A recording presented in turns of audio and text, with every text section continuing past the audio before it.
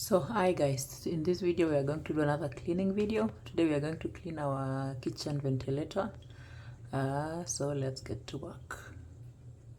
So to remove this we just have to press this button. I hope you see it. This button, I push it back and then it will come out, and to put it back I do the same. I press it and push it up. So press it, pull it down, and I do the same. They're mostly in two, so I remove both of them. And then I will spray it with the grease remover, and then also inside I will do the same, spray it and clean it. You see it's full of oil and fat, and this is not good. So cold season is coming, and that's why I'm doing this, because during the cold months we mostly have our windows closed, and it's important to have a good circulation.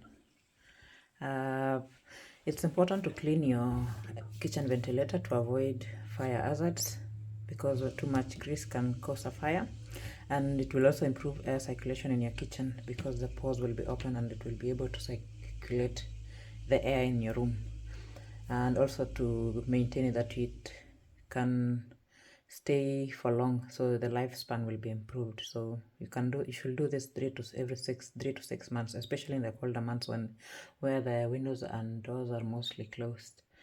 So I will be using this. It's a spray for removing grease or fat on your kitchen equipment or anywhere where you have fat, grease or stains.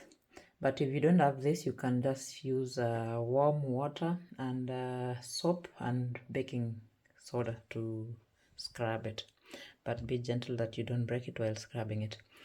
Now my sink is quite small, so it doesn't fit. If you are lucky and have a big sink or bucket, the best will be to just soak it in warm soapy water for at least 30 minutes. That's allowing the product to work on it. Then you can get the grease easily away. So if you have a big sink or a big bucket, soak it in warm soapy water and scrub it with some baking soda in the end. Then you'll get all the grease out. I will spray it and let my product sit for a while. So I will spray everywhere and use this brush to scrub it gently that I don't ruin it, and try also to use the cloth to rub it. So now I spray the product and I will show you how I do it. So I will spray the product now and let everything sit. Switch it on. Make sure everything is covered in the grease.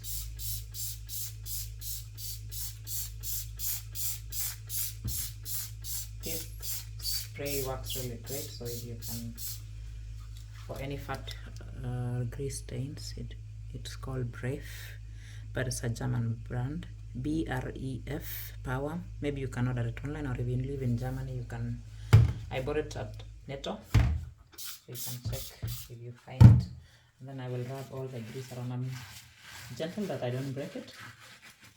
You can use a cloth if you don't have any brush, or the stink is already coming up. So this thing is powerful. But like I said, you can use warm soapy water, and immerse this for around 30 minutes and let the product work on it. So I turn it around and do the same. I want to make sure that all the pores are unclogged, that the air can circulate really nicely afterwards. And then I will also spray the house, the main body where the ventilator is, and also clean it really well. So I will show you the result afterwards. All the best.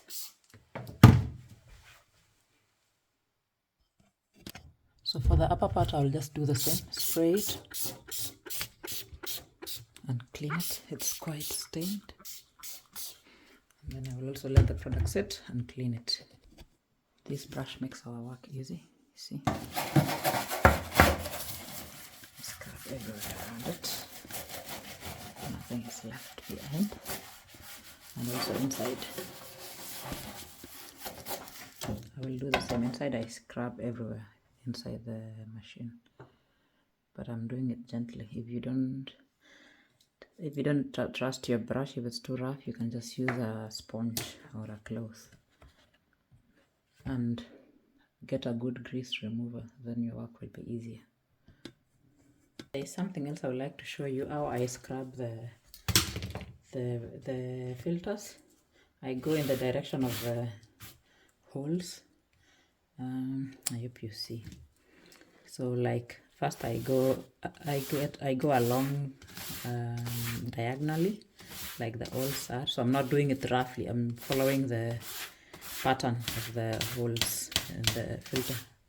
So I go diagonally, like the holes which are diagonal are also getting well cleaned, then diagonal until everything is gone. Then I also go perpendicularly or horizontally. I hope you understand what I mean. So I go down again, so like that. I follow the pattern of the filters, down until I get everywhere. This way you get everything out. And then diagonal again, like how the filters are built. So diagonal like that, diagonally, and then perpendicularly. I hope I'm using the right words. Perpendicularly, so like that, perpendicular, diagonal, or diagonal like this, diagonal like this, and then perpendicularly, or like when you're trying to make a 90 degrees, and then you go down. Then I do the same for the other side. You see all the grease is coming out on the other side. Then I do the same, and in the end I'll just rinse it with warm water. And then while rinsing it, I also try the same until I can see through the holes. Then I'm sure that it's well cleaned. And for the edges, you can just use a cloth because it's a bit soft. I don't want to scrub it. I just use a soft cloth to wipe it. So I can see through the holes already, but I'm still not satisfied with the results. And also the edges, it's still full of fat. I don't see it so good, probably. But you see it's still full of fat. So I will use baking soda and dish soap to clean it. So you can do the same. I'm using a cloth because this is plastic and it's quite delicate that I don't break it. But the brush is really necessary for cleaning the filter because it's quite clogged with grease. So you need a brush to get it through. So like I said, go in different motions like this, across, and then down and diagonally until you get everything out. But always try that you don't ruin the edges. So you come and you do it gently, not to break it. So the grease remover will be enough if you don't have the baking powder, but if you have it, you can go extra like me and use it. I want to make sure that it's well clean, but before it was already clean, you could see through the filter. So if you want the long way like me, you can keep watching and do like I'm doing, because I want that it's well clean. So this is good. You see it's removing the rest of the fat on the metal quite well. Then I'll just use the cloth to remove the rest. I will rub it with a cloth and take care not to break the paper, and then I rinse it, and in the end I will wipe it with a tablecloth. No, with the cloth you use for drying your dishes. It's not in my mind at the moment. A dishcloth maybe. So just to show you, I'm opening the paper and then I'm scrubbing gently. I decided to go for the sponge, and then I will put it back. But I will rinse it first. I'm just showing you how to put it back when you do this. Rinse it, put it back. So clean, rinse, put back the cloth. Yeah, the same, around the same. You just open the cover, clean it, and also check if the cover has too much fat or grease. Clean it and then put it back. It's not so easy.